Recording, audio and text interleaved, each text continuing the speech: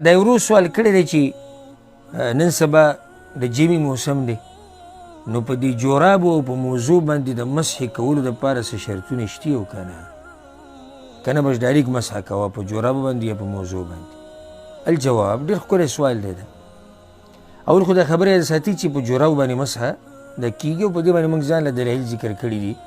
او ځان له په هغې باندې درسونه شوي دي هغه مسلې له زه نه ځم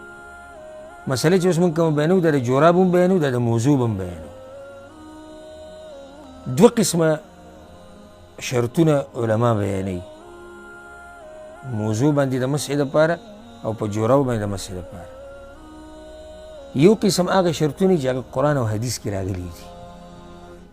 او دویم قسم شرطونه اجتهادي دي اجتهادي څه معنی ده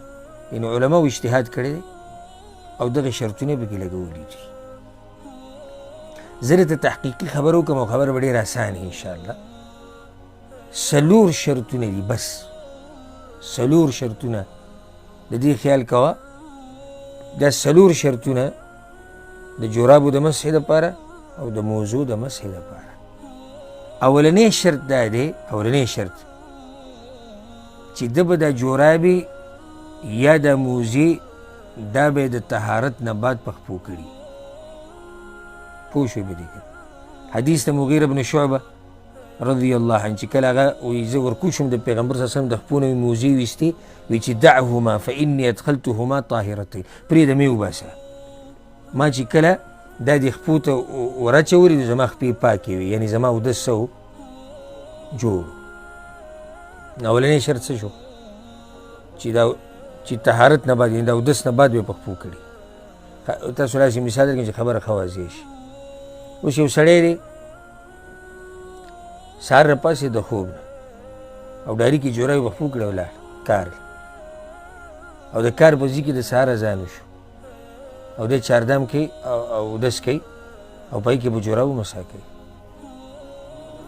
نشي کولی ولې نشي کولی ځکه چې دا جورابې د په طهارت نه دي پخپو کړي خیال هم دی که نه چې دا په طهارت پخپو شي او د طهارت هم د اوبو طهارت وي طهارت ته څه د اوبو اولنی شرط دا شو دویم شرط دا دی چې دا جورابې دا موضوع دا به پاکي دا به څه دا به پاکي که دا پلیتي بیا پې نه کېږي مسح دلیل پې سره دلیل مشهور حدیث دی چې پیغمبر صلی الله علیه وسلم یو پیر امامتي ورکوله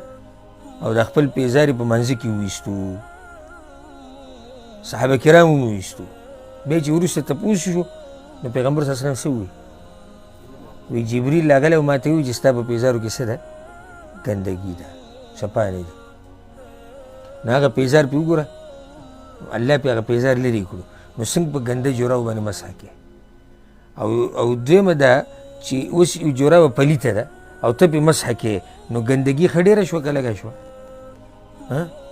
پلیتوالی ښه ډېر شو لاسونه دې پې مسخا کړو نو دویم شرط دا شو دریم شرط دا دی چې دا مسح به په داسې اودسماتي کې د داسې اودسماتي دپاره به وي چې په هغې سره غسل نه لازمیږي صرف چاردام لازمیږي لکه خوب ډکې میچازي وکړې تشي میچازي وکړې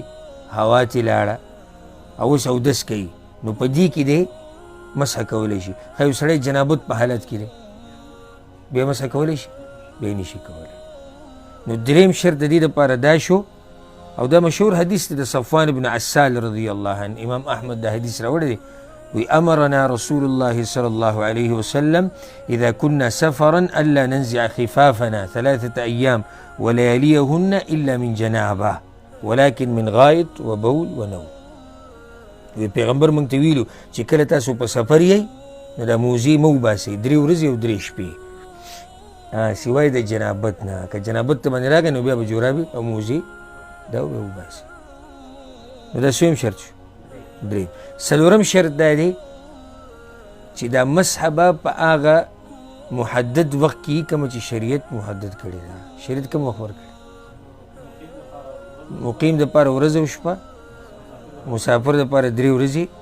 درې شپې حدیث د علي بن ابي طالب رضی الله عنه مشهور حدیث دی په صحیح مسلم کې دی وی جعل النبي صلی الله علیه وسلم للمقیم یوما ولیله